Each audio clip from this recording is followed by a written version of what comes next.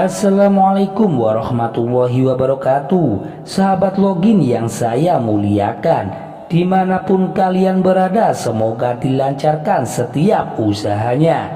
Kali ini saya akan menceritakan sebuah kisah inspirasi kehidupan yang berjudulkan Pembersih Masjid yang Setia. Dia adalah Ummu Mahjan, seorang sahabat dari kaum perempuan yang tinggal di kota Madinah.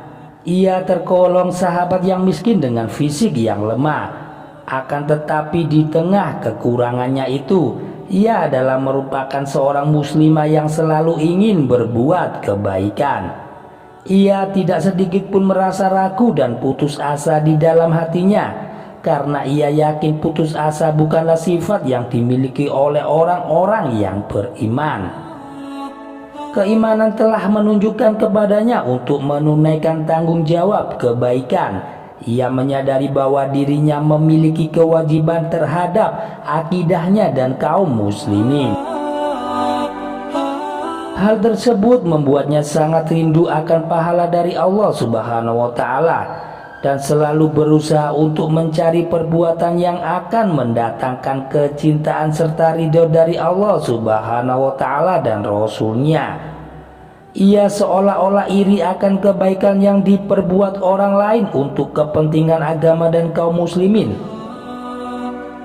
Ketika orang lain berbuat amal soleh dengan menyumbangkan sebagian harta mereka untuk kepentingan agama dan kaum muslimin, ia hanya bisa menangis sambil berkata, "Ya Allah, ya Tuhanku, aku rindu pahala dan ridho-Mu, namun Engkau maha mengetahui akan segala keterbatasanku." Begitulah suara lirih keluar dari lisannya. Ia benar-benar tidak mengeluarkan harta untuk beramal soleh karena dia sangat miskin. Namun ia sudah bertekad bulat bahwa ia akan melakukan kebaikan semua ini demi kemuliaan agama Allah Subhanahu wa Ta'ala dengan segenap kemampuannya. Salah satu amal soleh yang ia lakukan adalah dengan memelihara masjid. Masjid pada zaman Rasulullah SAW merupakan tempat berkumpulnya para ulama dan para pejuang di masa itu. Ibarat sebuah parlemen. Masjid digunakan sebanyak 5 kali sehari yang berfungsi sebagai tempat untuk bermusyawarah, dan sebagaimana pula masjid sebagai tempat belajar mengajar yang mendasar dalam membina umat. Disebabkan karena itulah Ummu Mahjan memiliki prinsip bahwa selama ia masih hidup, ia tidak akan membiarkan masjid menjadi kotor karena sampah atau dedaunan yang berserakan atau kotoran lainnya yang dapat mengganggu kekhusyukan beribadah. Dengan ketekunannya ia berhasil membuat masjid menjadi benar-benar sangat bersih. Melihat apa yang Ummu Mahjan lakukan terhadap masjid, maka Rasulullah SAW pun sangat terkesan dan sangat kagum. Sampai pada suatu hari ketika Rasulullah SAW melihat sampah-sampah yang berserakan di masjid, beliau merasa heran, "Kemana Ummu Mahjan? Sakitkah ia? Aku kehilangan Ummu Mahjan.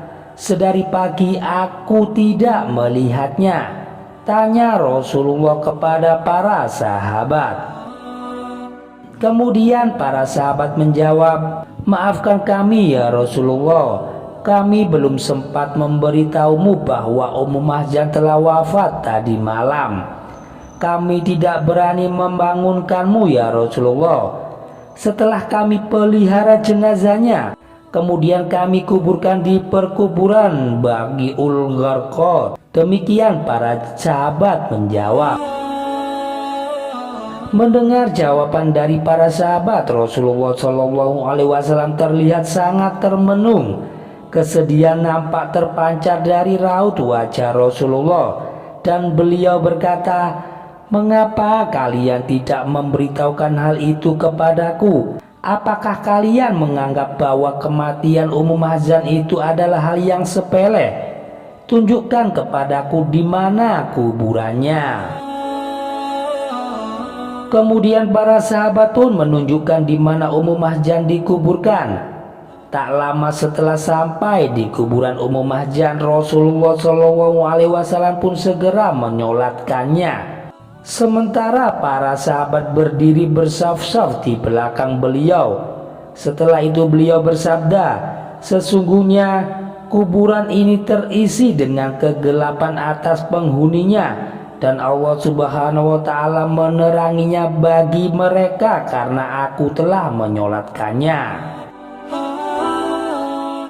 Hikmah dari cerita ini yaitu sekecil apapun kebaikan yang kita lakukan karena Allah Subhanahu wa Ta'ala akan mendapatkan balasan dari Allah yang tak terkira dan tak terduga.